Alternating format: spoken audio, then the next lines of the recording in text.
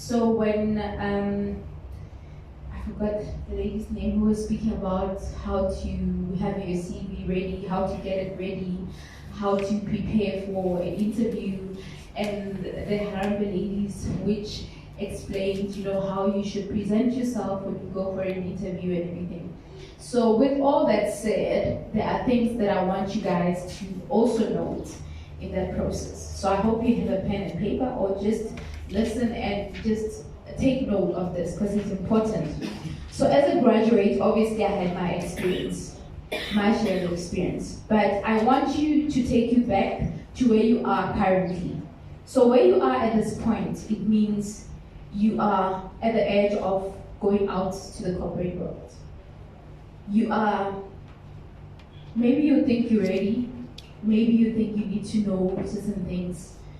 You're probably in that process, okay, maybe I still need to attend certain learning careers so that I can be sure of what I want to do or what I need to venture in. So it's possible that you are still confused at this point, and it's okay, there's nothing wrong with that. But something that I want you guys to take note of is that for you to actually be ready for the industry, for you to be ready to be out there, you must be willing to put in the effort. You must be willing to volunteer. You must be willing to be curious of how things are done, especially in a field that you would want to go into. So a bit of my story. So I graduated as a web and applications developer from Tshwane University of Technology. So that is web multimedia and applications. So it was a bit of combination. So those who have an experience on web, are there any web people here? Oh. Where are my designers at? Huh? They're there. And they're not raising their hands. I mean, like, guys, what if I want you guys in my company and then you know? Okay. Alright, okay, thank you very much. How? Guys, there's no need to be shy. Let me tell you, in this industry where you need to get yourself out there, confidence is important. And I want to take you back to where you are at this point. Going back to what I explained. So, for you to get yourself out there, you must be curious, you must be willing to do certain things. So I became a tutor for Visual Basics, a programming language. I became a tutor and I was doing it for free at some point. And someone would think, you're doing it for free, they're not paying you, but teachers get paid. You are helping the first years and then you are like a second year or a third year student. Trust me, you are benefiting something, it's an experience. After a while, I got an opportunity to be appointed as a student assistant. That's where I started earning my 750. I mean, a person who's not working, you will be grateful to get that. But it wasn't just about getting that 750, but the experience that I was getting.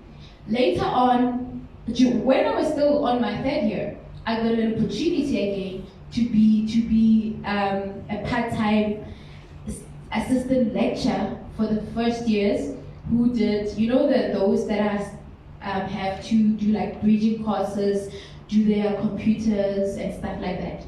So I was assisting them with computer skills, computer literacy, and a bit of programming as well. So all of that helped me to get enough experience. So by the time I did my in-service training for a year, which involved me working in the institution.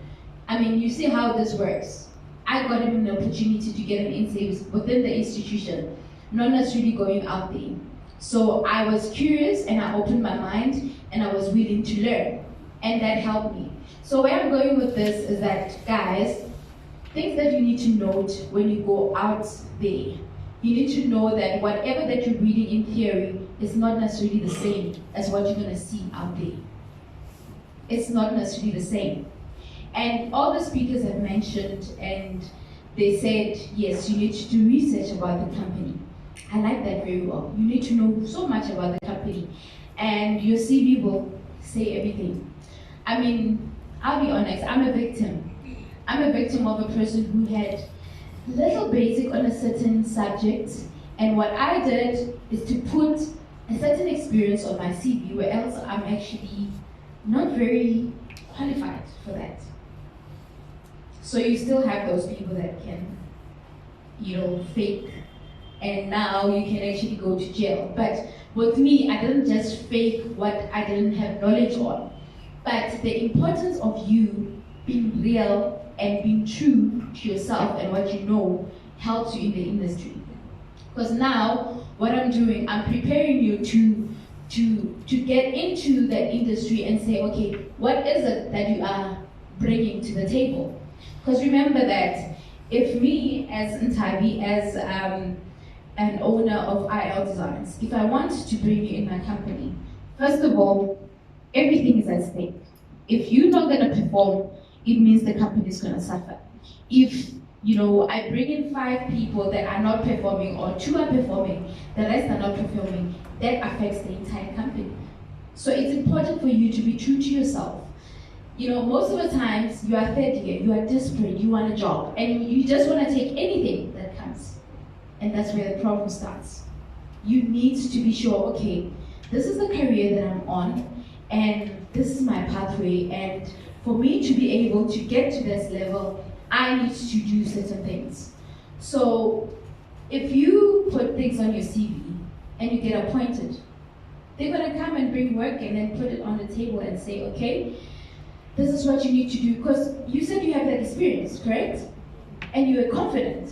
Because remember, even with interviews, you stand in the mirror, you prepare, you memorize everything that you're going to say. And sometimes you memorize it, but forgetting that you need to be sure that if they appoint you, what you have said or what you have written there is correct. Because if you don't, it's going to catch up with you. Within 3 months, there's a 3 months probation. And if you're not performing in the company, and especially with the private, I've been working for private companies for like a couple, I've worked for, I think, 3 companies. And those are private companies. So private companies is not like government. Government, they can be a bit lenient and everything. But trust me, if you're not performing, they're not going to waste time. They're going to replace you. And they're going to tell you that you are not performing. And yes, sometimes they give you chances for you to improve, for you to get better at what you need to do. Yes, they'll offer you training, but limited training, because you said you can do this. So I'm a self-taught WordPress designer, developer. So for me, teaching myself that when I got into the company, I emphasized that as much as I'm a qualified designer, so I was not offered this program, which is WordPress, but I am self-taught. And this is what I know, 1, 2, 3, 4, and 5. So I listed all of those things. And they were like, no, you have the right skill. I mean, what you are mentioning is the things that obviously we require. And obviously looking at the specs of the seat or the descriptions is based on, okay, what they are looking for. So what I'm trying to say is that, guys, you don't need to cheat yourself, because the industry is rough, it's tough. And I'll tell you a bit of a story, but I don't think it's relevant for you guys, because I think it will just overwhelm you. You guys you can follow me on my social platforms. I have a YouTube channel called Real Talk with Ntabi. You can follow my journey. I even posted a video about it not so long. But I don't want to get your energies confused. But all I'm trying to say, guys, is that when you prepare yourself, be real and don't cheat. Don't cheat. That one, don't even do it. Truth is, when you get into a company, there are things that you won't know. Companies work with systems. Whichever field, whichever industry you're in, you need to know that, okay, they have a certain system that they use. So obviously they will take you through the process and everything. And you need to be prepared to learn. The kind of team or the kind of people that I associated myself with, especially when we had to do our programming stuff, I associated myself with guys. And I was the only one. I would be in the middle of guys. We would program until the AMs. Let me tell you, when I was in a group of ladies, what would happen? We would work for like 2 hours and then, oh, Chubby, like, Chubby, let's go and get some snacks for your and all that. Yo, Chubby, do you remember? And what happened? They want to socialize. They want to chit chat and everything. And time is running out. So guys, something I appreciated about that time was that guys were like focused. And when they say we are programming, sometimes I would feel like, yo, I'm a bit tired and everything because I'm a woman after all, so you know. But because I'm in a group of people that are energetic and willing to do this, I had to also, you know, be alert and say, hey, I gotta work. These people are working. If I waste my time, it means tomorrow they will actually finish whatever, and then I'll be behind. And that also helped me, even in the corporate space, because I don't know. I think I got to be the what the queen, the what, I were against the throne, something the what, the throne against the what, something.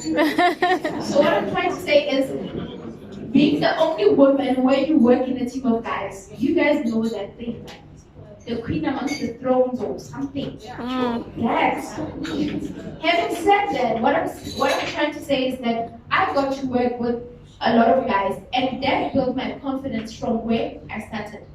And with that question, I would like to add to say thank you for asking that question, and it's important. But this goes back to say, you as a woman, you need to believe in yourself and believe in what you can do. And the fact that you can do the job. I mean, I recently quit my job.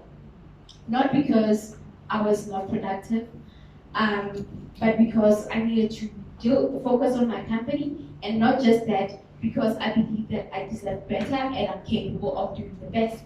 So you shouldn't set yourself low and think that because you're amongst men, if they put you down, you need to also be like, I'm a woman, so I can't do much.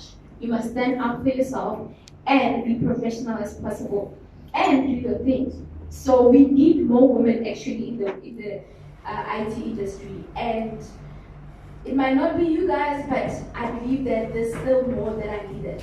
But whatever career that you're in, if you are challenged and have guys approaching you and making you feel like you are worthless or whatever, stand up, because your work should speak for itself.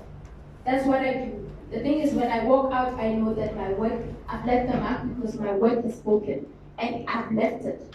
So that's how you should leave your mark. Even when you leave this institution, they should know that that person had a purpose and this is the purpose you serve. Thank you.